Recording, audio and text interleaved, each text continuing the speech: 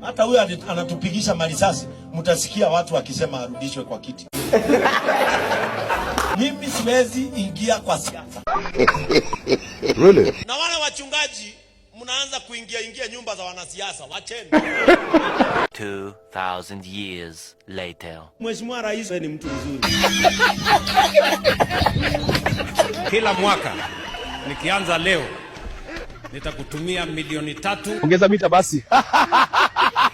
Rais ni rafiki yangu. Kanisa ilikuwa biashara.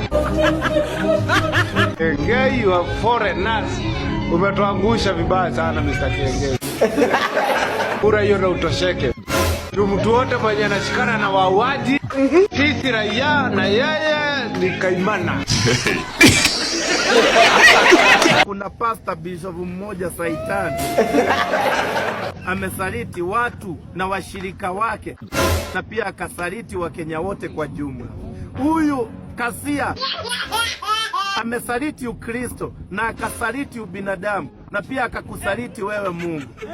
Mungu Baba uko kwa kiti cha enzi, tunaomba umumulike. Mumulike kabisa, malizana na yeye, muanike.